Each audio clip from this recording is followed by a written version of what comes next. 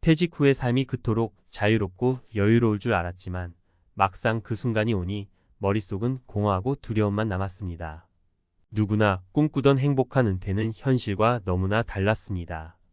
더 이상 매달 들어오는 월급도 없고 회사라는 사회적 연결고리도 끊긴 지금 삶의 방향을 잃고 방황하는 사람들이 너무나 많습니다. 이 글은 바로 그런 현실 속에서 좌절을 경험한 수많은 50대와 60대들에게 깊은 공감을 전하기 위해 시작됩니다. 퇴직 후 삶이 이렇게까지 무너질 줄이야. 50대에 숨겨진 고통. 퇴직 후 삶의 무게는 더 크게 다가옵니다. 퇴직은 많은 사람들에게 꿈꿔왔던 제2의 인생의 시작으로 여겨지죠. 하지만 현실은 그렇게 낭만적이지 않습니다. 정기적인 수입이 끊기고 사회적 관계가 단절되며 자기 자신마저 무가치하게 느껴지는 순간들. 많은 50대, 60대 은퇴자들이 그 무게를 온몸으로 느끼고 있습니다. 이제 우리는 이 고통 속에서 빠져나올 방법을 진지하게 고민해야 할 때입니다. 살해 일돈 걱정은 없을 줄 알았는데 김씨 55세는 대기업에서 30년 가까이 일했습니다. 월급도 넉넉했고 퇴직금도 꽤 모았습니다. 하지만 퇴직 후 2년이 지나면서 그는 자신이 예상했던 것보다 훨씬 빨리 저축이 줄어들고 있다는 사실을 깨달았습니다. 자녀의 대학 등록금, 생활비, 예상치 못한 의료비까지. 돈이 계속 빠져나가지만 들어오는 수입은 없으니 답답하기만 했죠. 김 씨는 말합니다. 퇴직 전에 수입이 없다는 게 이렇게까지 무서운 일인지 몰랐어요. 저축이 금방 바닥날 줄은 더더욱 몰랐고요. 그때부터 고민이 시작됐죠. 앞으로 30년은 더 살아야 할 텐데 이 돈으로 어떻게 버티지? 라고요. 해결책은 무엇일까요? 김 씨는 소비를 줄이는 데서 답을 찾았습니다. 자동차를 팔고 대중교통을 이용하며 넓은 집을 줄여 관리비와 유지비를 절약했죠. 결국 김 씨는 생활비를 크게 줄이며 안정된 생활로 돌아갔습니다. 소비를 관리하지 못하면 퇴직 후의 삶은 무너질 수밖에 없다는 것을 깨달은 순간이었습니다. 이 사회적 고립이 이렇게 무서울 줄이야. 퇴직 전 이정자 62세 씨는 늘 바빴습니다. 회사에서의 역할도 중요했고 동료들과의 회식도 잦았습니다. 하지만 퇴직 후 그녀를 찾는 이는 점점 줄어들었습니다. 하루 종일 집에만 있으니 자연히 외로움이 밀려왔죠. 처음에는 쉬는 게 좋았지만 시간이 지날수록 우울감이 심해졌습니다. 정자 씨는 퇴직 후 외로움과 싸우며 말합니다. 아무도 나를 필요로 하지 않는 것 같았어요. 어디에도 소속되지 못한 느낌이 들더라고요. 마치 투명 인간이 된 것처럼요. 그녀는 지역 커뮤니티 센터에 강좌에 등록하며 사람들과 다시 관계를 맺기 시작했습니다. 독서 모임, 요가 수업, 자원봉사 활동 등을 통해 새로운 소속감을 느꼈죠. 정자 씨는 말합니다. 다시 사람들과 연결되니까 삶의 활력이 돌아왔어요. 퇴직 후에도 누군가와 함께한다는 건 정말 중요한 일 같아요. 살해 3내가 할 수 있는 일이 없을 줄이야. 퇴직 후 박민수 58세 씨는 자신이 할 수 있는 일이 없다고 느꼈습니다. 그는 평생 직장인이었는데 이제 와서 뭘 할 수 있을까? 라는 생각에 사로잡혀 스스로를 한계에 가뒀죠. 하지만 그는 퇴직 후 한 유튜브 영상을 보고 생각이 바뀌었습니다. 영상의 주제는 퇴직 후 배워야 할 새로운 기술들이었죠. 박 씨는 그때부터 자격증 공부를 시작했습니다. 소형 전기차 정비 기술을 배워 지금은 작은 공방을 운영하며 제2의 인생을 살고 있습니다. 그는 말합니다. 퇴직 후에도 배우고 도전할 게 있다는 걸 알게 되니 정말 행복해졌어요. 처음에는 두려웠지만 지금은 오히려 새로운 인생을 사는 것 같아요. 퇴직 후에도 삶은 계속됩니다. 퇴직 후의 삶은 끝이 아닙니다. 오히려 새로운 시작일 수 있습니다. 김 씨처럼 소비를 관리하고 정자 씨처럼 새로운 관계를 만들어가며 박 씨처럼 새로운 기술을 배우는 과정은 여러분의 삶을 다시금 풍요롭게 만들 수 있습니다. 중요한 건 현실을 인정하고 그 안에서 해결책을 찾아 나가는 것입니다. 50대와 60대 여러분은 혼자가 아닙니다. 삶이 무너졌다고 느껴질 때 한 발짝 내딛는 용기가 필요합니다. 그 작은 한 걸음이 미래를 바꿀 수 있다는 사실을 기억하세요. 퇴직 후 삶을 재설계하는 법 전문가가 전하는 현실적 조언. 퇴직 후 문제를 직시하는 것이 시작입니다. 퇴직은 누구에게나 큰 전환점입니다.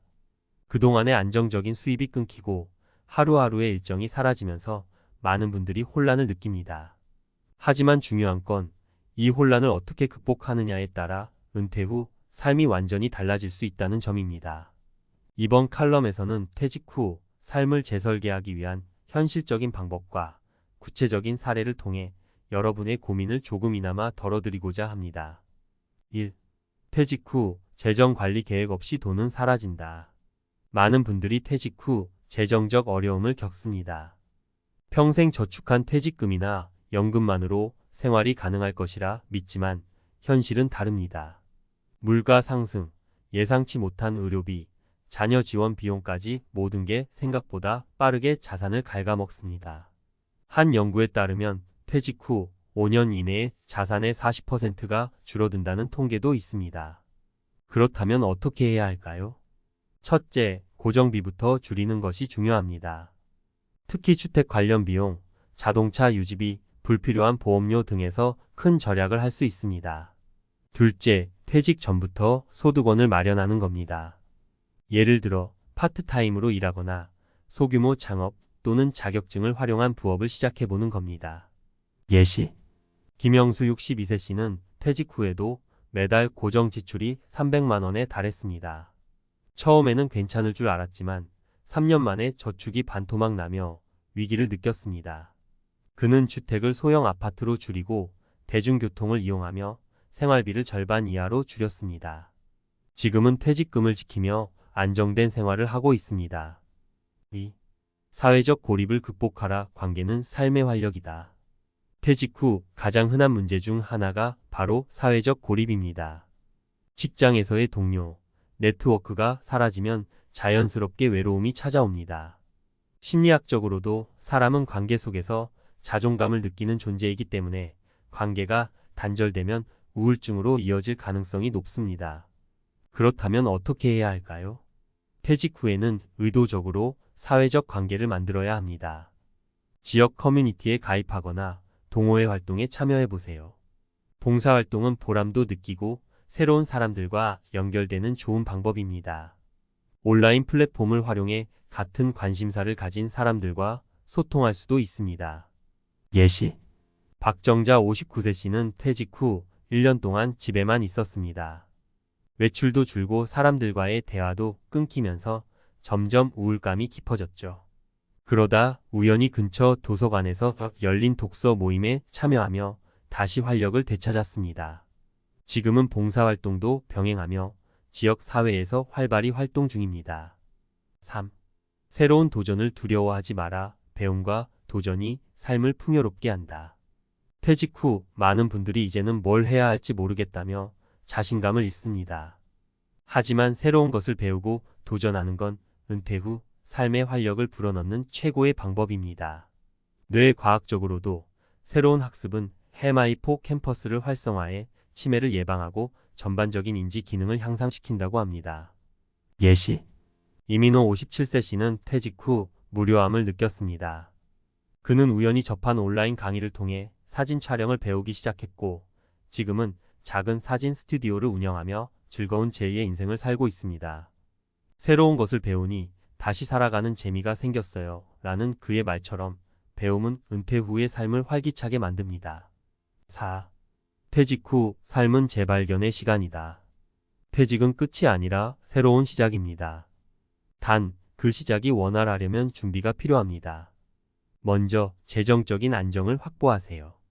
지출을 줄이고 새로운 소득원을 고민해야 합니다. 둘째, 사회적 관계를 소중히 하세요. 사람들과의 연결이 삶의 질을 좌우합니다. 셋째, 새로운 도전을 받아들이세요. 새로운 기술을 배우거나 관심사를 탐구하는 것은 삶을 풍요롭게 만듭니다. 퇴직 후의 삶이 어렵게 느껴질지라도 그 안에는 여전히 기회와 가능성이 있습니다. 중요한 건 두려움에 주저앉기보다는 작은 변화라도 시작하는 용기입니다. 퇴직 후에도 여러분의 삶은 충분히 빛날 수 있습니다. 지금 이 순간부터 한 걸음씩 새로운 길을 만들어 가세요.